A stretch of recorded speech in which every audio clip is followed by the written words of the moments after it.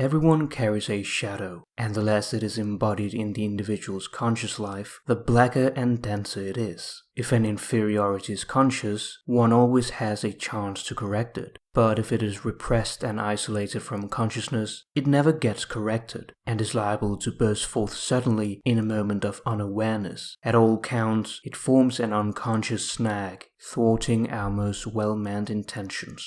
Carl Jung talks about two types of shadows: the personal shadow, the unknown dark side of our personality, and the collective shadow, the unknown dark side of society. Starting with the personal shadow, Jung calls it the thing a person has no wish to be. It represents unknown or little-known attributes and qualities of the ego. It is the sum of all those unpleasant qualities we like to hide from ourselves. The shadow contains inferiorities which everybody has but prefers not to know about. They seem weak, socially unacceptable, or even evil. The shadow is most visible when one is in the grip of anxiety or other emotions, under the influence of alcohol, etc. One may suddenly blurt out a hostile remark during a friendly conversation.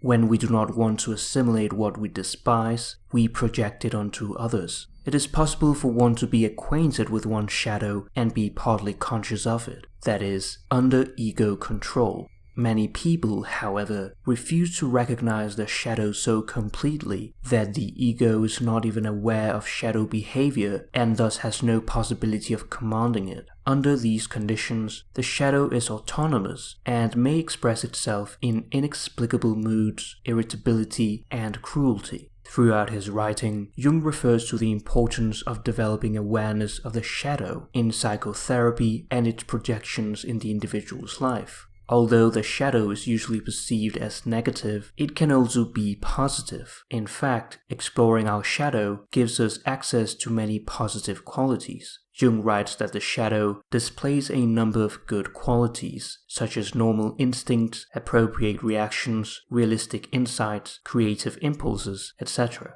One of Jung's closest collaborators, Marie-Louise von Franz, writes, "The shadow is not necessarily always an opponent. In fact, he is exactly like any human being with whom one has to get along, sometimes by giving in, sometimes by resisting, sometimes by giving love. Whatever the situation requires, the shadow becomes hostile only when he's ignored or misunderstood." The shadow contains all sorts of qualities, strengths, and potentials, which, if remain unexplored, give us a state of impoverishment in our personality, creating unconscious snags which inhibit the growth and embodiment of these good qualities that lie dormant in our psyche. For instance, a person might believe that being assertive is being rude or aggressive, losing the qualities of confidence and the ability to speak up for himself in an honest and respectful way, which in turn may lead to less proactivity, make it more difficult to get a raise or job promotion, struggle with money, and so on. So, when a person encounters an assertive person, deep down he feels resentment and guilt, which makes his shadow blacker and denser. These valuable aspects ought to be assimilated into actual experience and not repressed. It is up to the ego to give up its pride. We also encounter our shadow in our dreams. As a person of the same sex as the dreamer, it is what seems to be a criticism of our character from the unconscious, an inner judge of your own being that reproaches you, and the result is usually embarrassed silence. We must identify the contents of the shadow and integrate them into our personality. This is the process of the realization of the shadow, also known as shadow work. Here begins the painfully and lengthy work of self-education. One must enter into long and difficult negotiations with the shadow, a work, we might say, that is the psychological equivalent of the labors of Hercules. Through shadow work, one can observe one's shadow outwardly by watching one's emotional reactions and being radically honest about one's interactions with others, and inwardly by exploring one's dreams. This allows one to become enlightened and reduces the shadow's destructive potential, not so much as it were by waging war against the darkness, but by bringing the darkness to the light to the darkness. As Jung writes, there is no light without shadow, and no psychic wholeness without imperfection.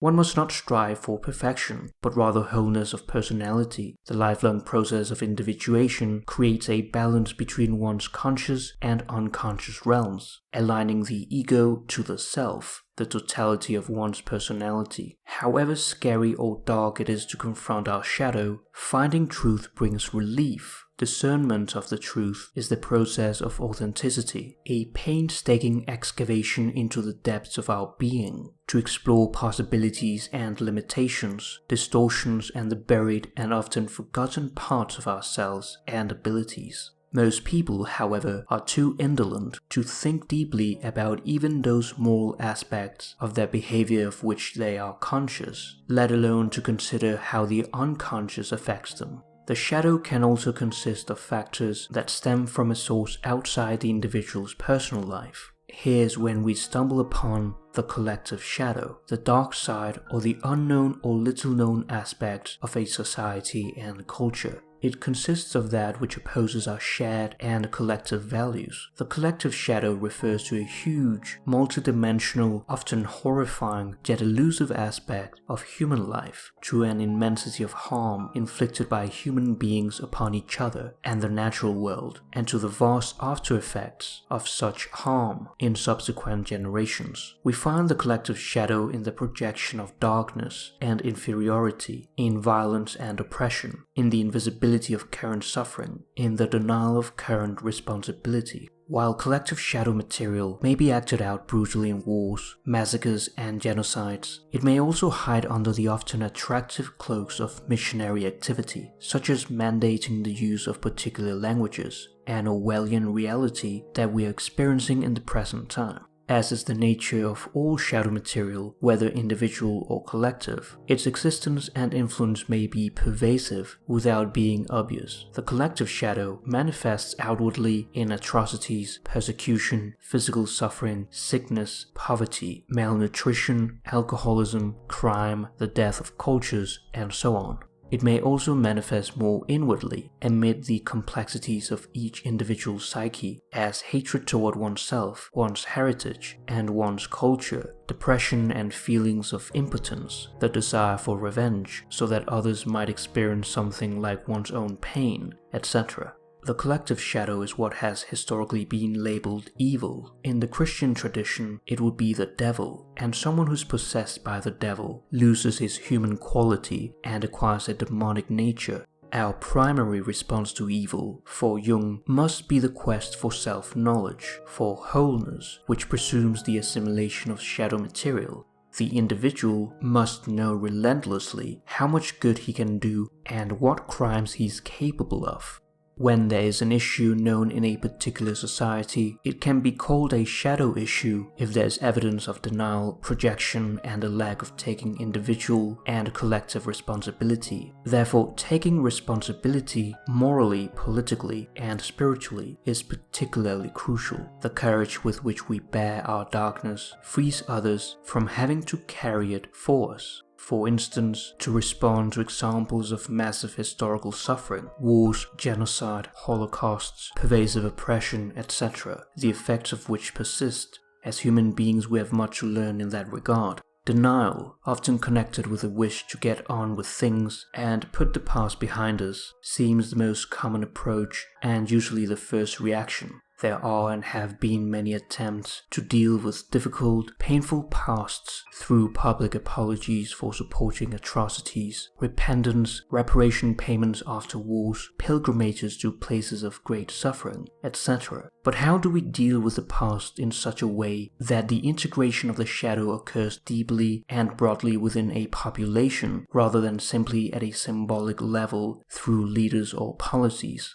Remembering and speaking what often seems unspeakable is inevitably a painful process for victims and perpetrators, bystanders and witnesses. Any such process can only be regarded as successful or reasonably complete once the pain, outrage, betrayal, suffering, and all other feelings have been voiced and heard, and once responsibility has been taken. Truth-telling is both the most desirable and the most feasible way to grapple with a difficult past. One example of a terrible mass psychosis represented by the collective shadow is Nazi Germany, where people fell into the demonic nature through their personal shadow. They joined the Nazi party and did worse things than they could ever have imagined or would have done under normal social conditions. In this sense, the personal shadow is the bridge to the collective shadow. Therefore, it is important to solve one's inner conflicts first, one's personal shadow, so that one does not fall into the collective shadow unconsciously. One may then later influence other people, and society would be better off as a whole. If we practice mindfulness, we will know how to look deeply into the nature of war and with our insight wake people up so that together we can avoid repeating the same horrors again and again. The war is in us, but is also in everyone. Everything is ready to explode, and we are all co-responsible. To summarize, we must first acknowledge our personal shadow and enter into long and difficult negotiations with it, being honest with ourselves and our interactions with others, watching our emotional reactions and exploring our dreams, in order to not become passive victims of our shadow and of our unconscious projections, allowing us to rescue the good qualities that lie dormant within us, which improves our lives and the lives of those around us. We can then be consciously aware of the collective shadow and not fall prey to it, and take responsibility to address the denial of important issues and the lack of individual and collective initiative. The courage of bearing our darkness brings relief to others, as telling the truth is the most desirable way to deal with a difficult past, rather than dismissing the atrocities and having the shadow grow blacker until it can grow no more, and thus history repeats itself.